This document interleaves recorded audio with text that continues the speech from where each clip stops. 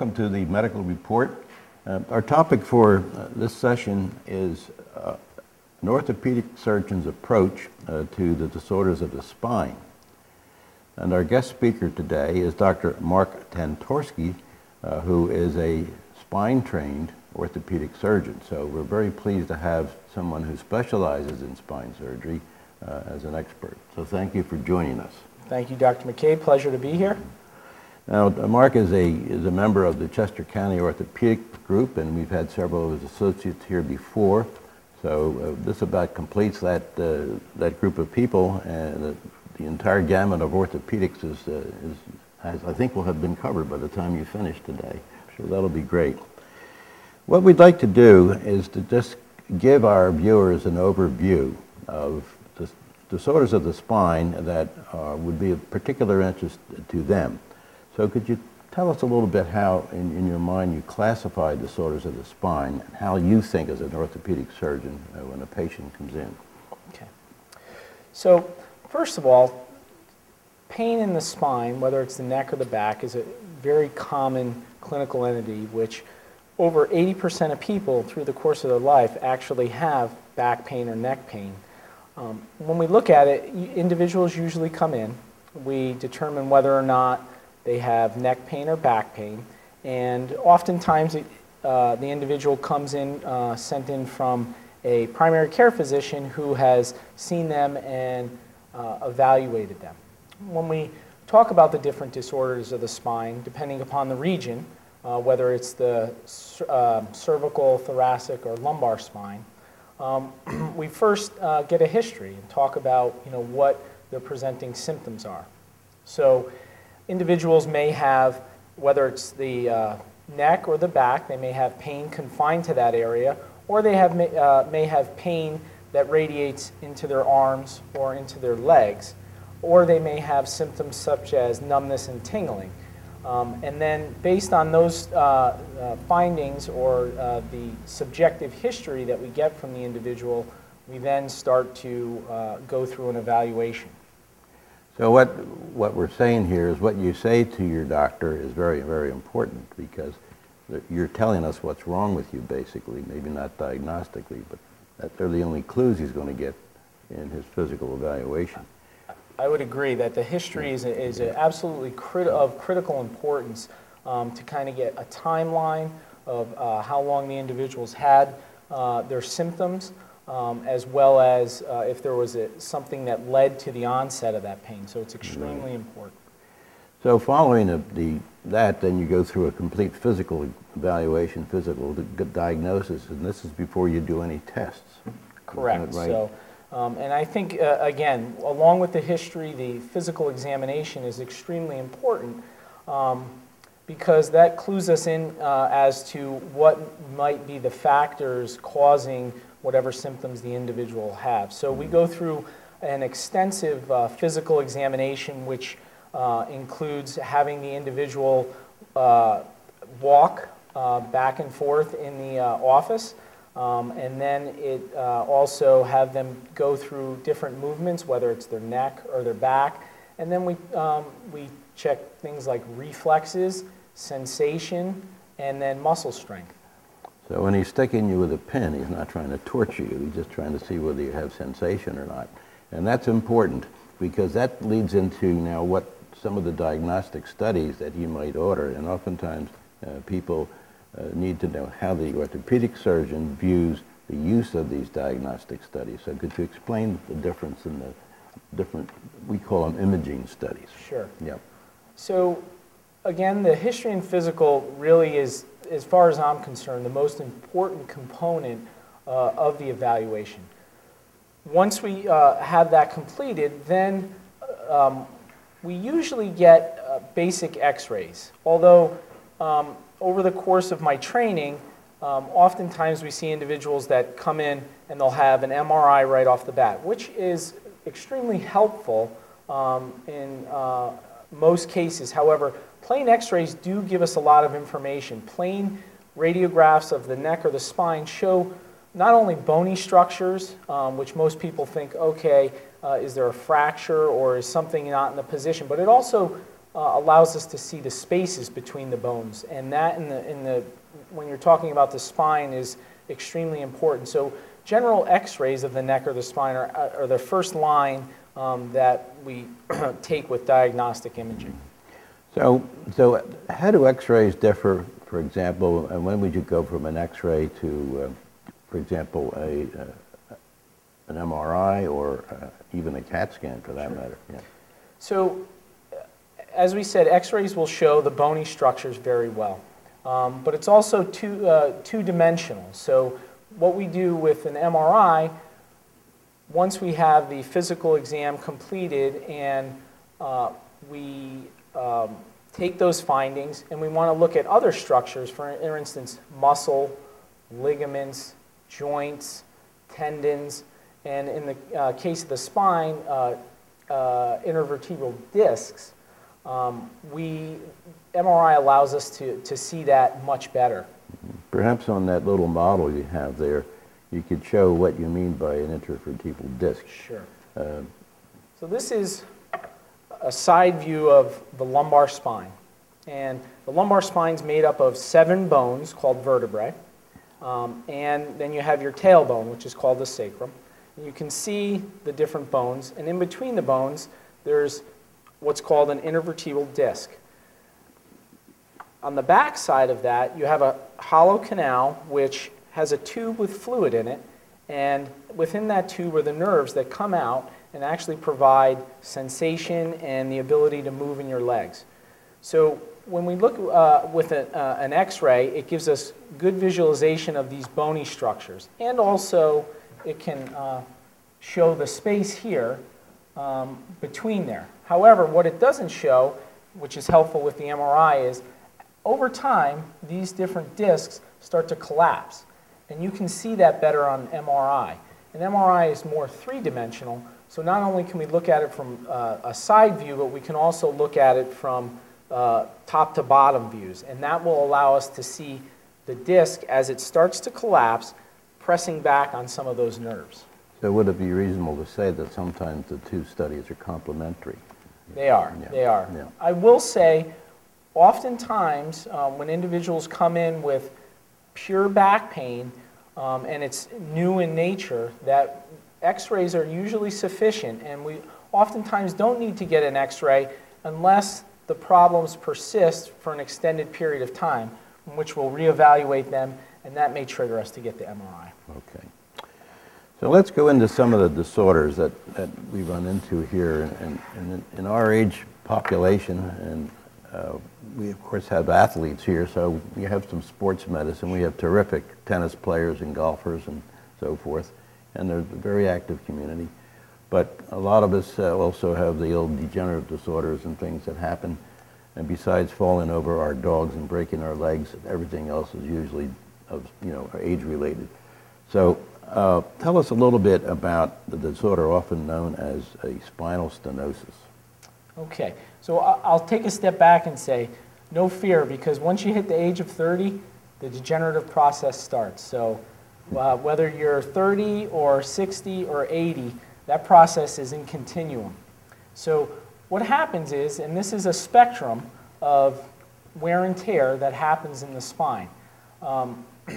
Again, with the discs that we have in between here, you start to get, it starts out where it is filled with water. So that a healthy disc has lots of water in it. And what happens over the course of the time, it starts to dry up. Again, part of the aging process.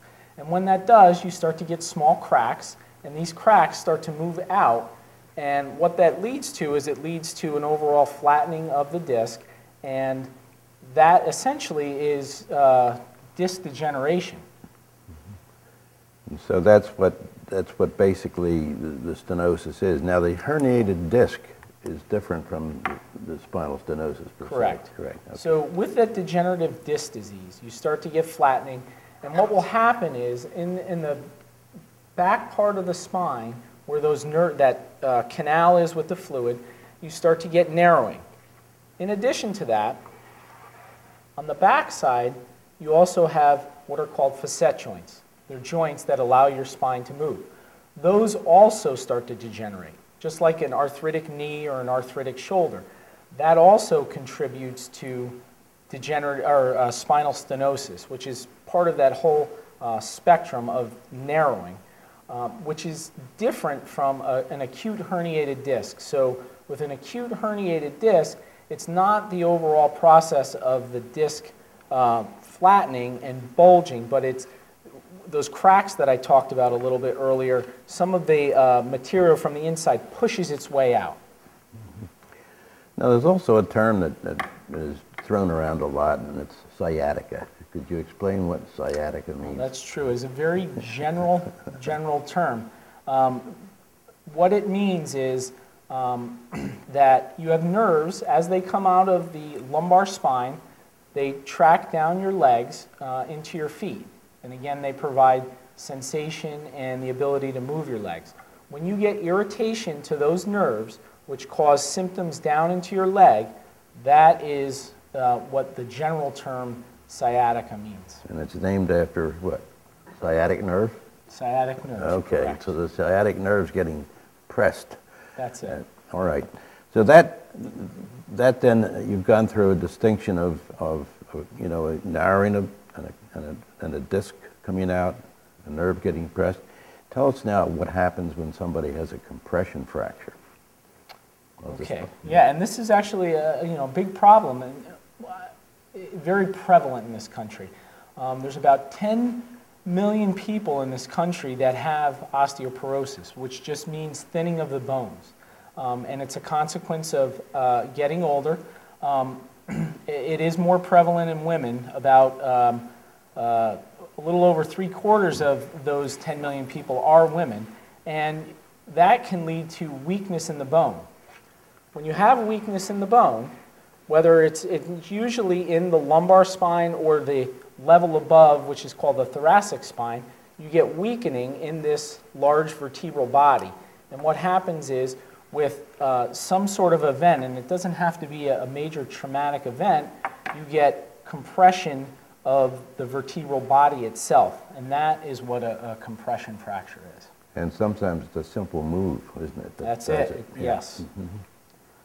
We see them we see them quite frequently, individuals that come into the hospital, as well as into the office, that don't report any significant event. They said they were performing their normal routine at home, and they had an onset of severe back pain.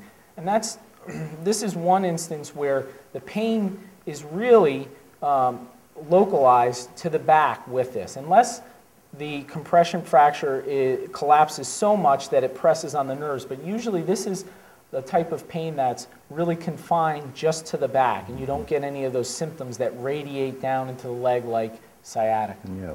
And one of the tests that we didn't talk about in the beginning might be important for you to discuss, and that's the use of bone density studies for these people, particularly the women, they're postmenopausal women. Very, very true. And male as well. Yeah, I agree. Yeah, I agree. yeah. I mean, there's 2 million men, give or take, in this country that have it. So bone density testing is a way that they can evaluate the amount of, or the how thick your bone is. So there's various tests.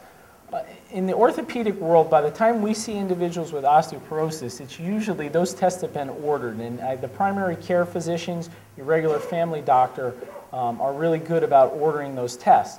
And what those tests do is allow us to identify individuals at risk for having these types of compression fractures. And then they're reporting the density, the actual density of the bone as measured by a standard. I think it's somebody age 18 or something like that. 18 or 25, somewhere yeah, like that. somewhere in that healthy, I think a healthy 20 or 25-year-old woman. So you're being compared not with your peers, but with your kids, so in other words. But that's important. So I think that gives you some feel as to the overview, I think, of the disorders that most of us deal with. We're going to talk in our next session a little bit about the interventional approach to the treatment of these. And this will be very interesting because I think there are some things that have occurred in orthopedic surgery that maybe perhaps you've never heard of before. So stay with us, and we'll be back in a few minutes.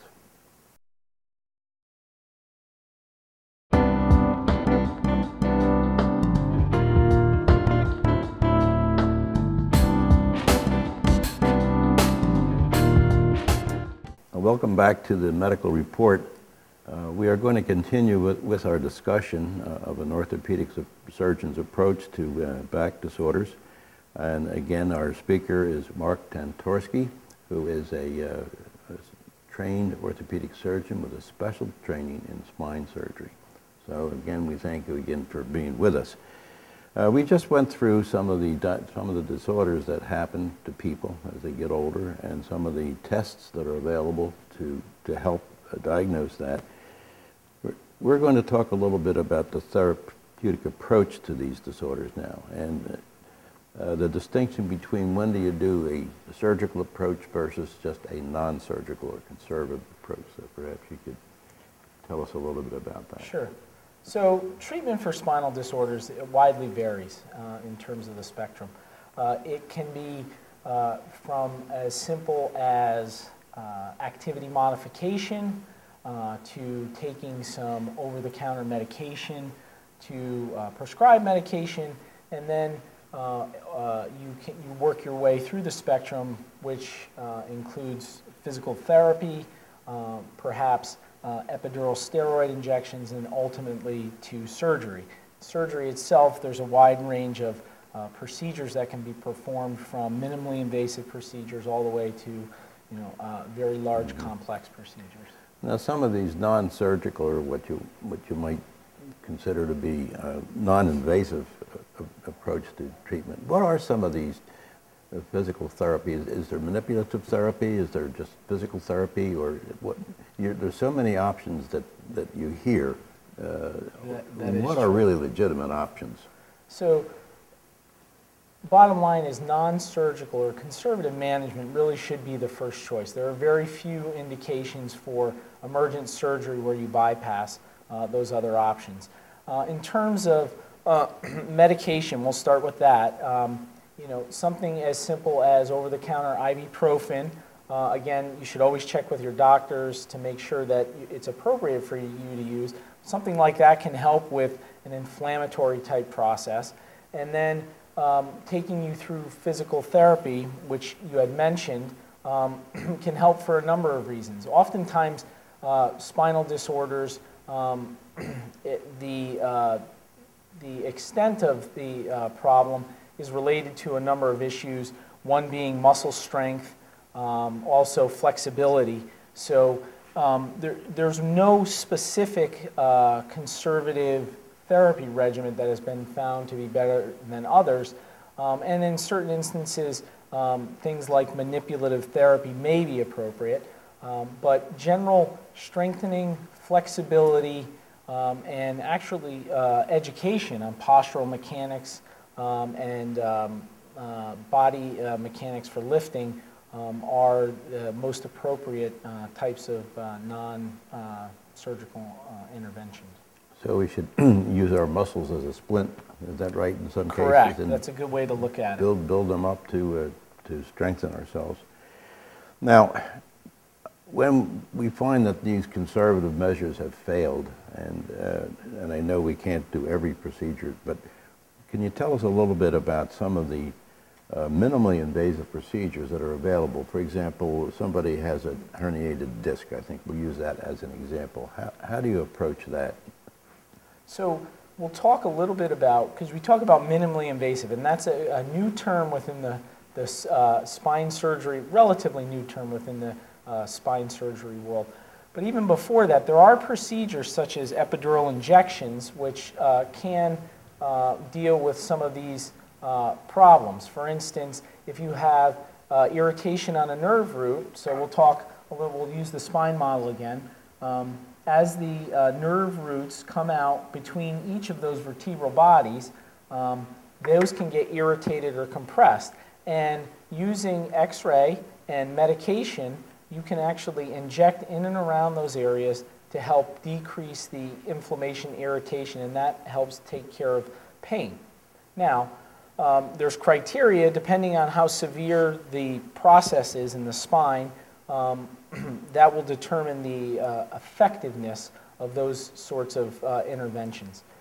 When you go to spine surgery itself, minimally invasive procedures involve making, the definition of making a very small incision, trying to avoid too much dissection or cutting through musculature to get to the area that you need to, and then whether it's through a microscope or sometimes we use small tubes that we look through with a microscope, opening up the areas that are either irritated or compressed in order to give relief of the problem. So you can go in, for example, with an instrument and take a look at the bulging disc. Correct. Right? And you can do something to that disc. What can you do to that disc? So that's a perfect example. Probably the most common minimally invasive procedure that we do. Again, using a very small incision, we can create perhaps an inch or so, a small pathway down to the area between the vertebrae. This is now the back side, and you can actually go in between the vertebrae through, again, a 1-inch incision. Sometimes we use a small tube to get there, and you can basically, through the spaces between the vertebrae, get to the disc space. So if you have a disc bulge or a disc herniation that's pressing on a nerve root, you can get right down to that disc. In the case with disc herniations, you don't take out the whole disc. We talked about the disc that you have in between each body. You don't take out the disc. This shows it very well that this is a disc herniation, this red portion, and you just take out the portion that's actually pressing on the nerve. So you don't take out the whole disc in the instance of a disc herniation. Is that surgically excised, or is it destroyed some way, or how do you do? Surgically excised. Surgically excised. Okay. All right. So this is, and that you should get relief immediately, shouldn't you? Yes. Yeah. Those individuals, once they're done with surgery, there is some discomfort with any sort of surgery just from the actual procedure itself, but the symptoms that bring individuals in for these minimally invasive procedures, they tend to resolve after the surgery. Very gratifying. That's good. Now, and getting back to the epidural, how frequently can you do that epidural injection? So it depends upon the effectiveness of the initial epidural. Individuals may have one single injection in which they either get complete relief or they get no relief at all, in which case the reevaluation process determines that there was no effectiveness of it or it was completely effective. If you get partial effect or relief from that, the individuals that perform those types of procedures will oftentimes do a second and even a third procedure in order to see if they can actually increase the amount of relief that the individual has. Okay. Now there's another disorder that can certainly cause an awful lot of pain and is common in an older age group, and that is the compression fracture. What do you do when someone's vertebrae collapses? You can treat them non-operatively or conservatively, or there are procedures that can help individuals with this. So initially when we see these individuals, the overriding symptom is pain. And the goal is to try and relieve some of that pain. Initially, pain medication and in certain instances bracing is used and is oftentimes appropriate treatment, and the individuals gain relief from that. Now, there are instances when, regardless of the bracing or the medication, the individuals are in so much discomfort where they cannot get relief. It affects their ability to move, in which case there are procedures again, minimally invasive, that can help these individuals with their pain management sooner rather than later. Those procedures are termed kyphoplasty and vertebroplasty. Okay. And could you explain what that means? What are you actually doing? Sure. Yes. When the individual has a compression fracture, oftentimes this vertebral body collapses, but it usually collapses more in the front, so it's a wedge type positioning of the vertebral body. What we do through very, again, minimally invasive procedures is we track down through the back part of the spine, and it allows us a pathway to get into the vertebral body where the vertebral compression fracture is. At that point, vertebroplasty is a procedure where once you have an instrument in the vertebral body, you inject cement and allow that cement to dry, and that stabilizes the fracture. Kyphoplasty takes it a step further where before you put the cement in, you actually put a balloon in there and blow it up. And that helps to restore some of the height. And then once you restore some of that height, you put cement in there and allow it to dry. Yep.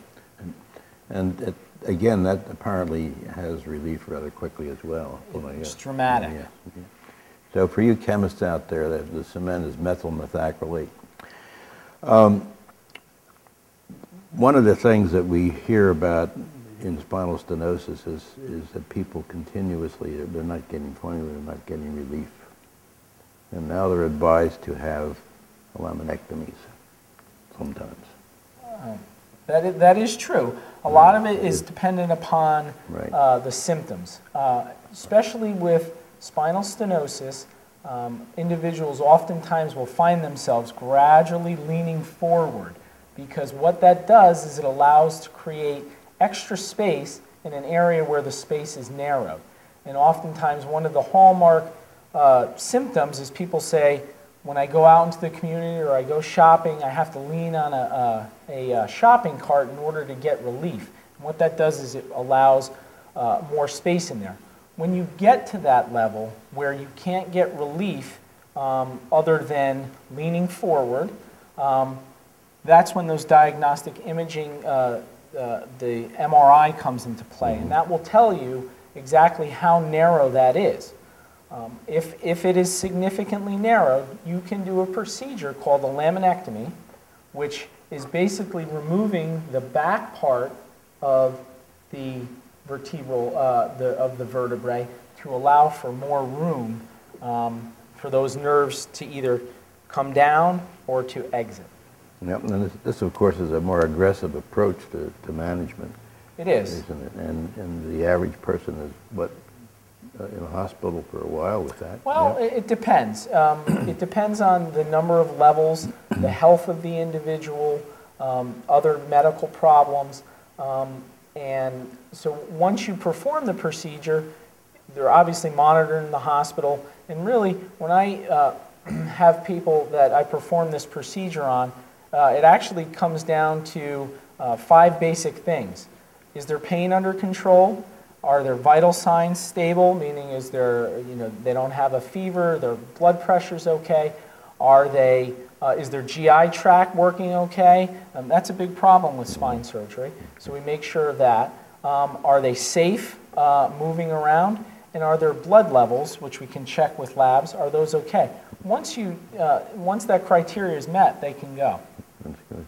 Now, there's one last thing we haven't discussed today, and it's more seen in children than in adults, but the scoliosis of the spine, as people get older, sometimes can create issues. Sure. What can you, as a spine surgeon, do for those folks? Well, scoliosis it's a complex issue. Throughout the course of my training, adult scoliosis has gained a lot of momentum.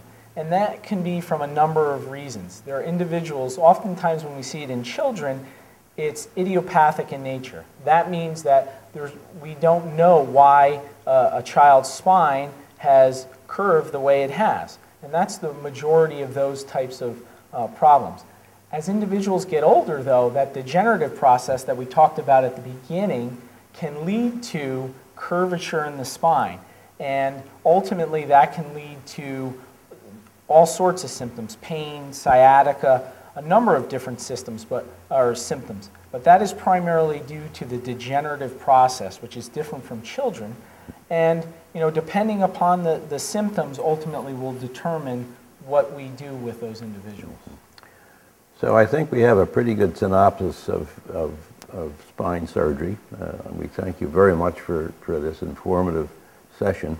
And I hope that none of you have to go through any of this, but if you do, you know where to go. So thanks for listening, and stay tuned to keep informed.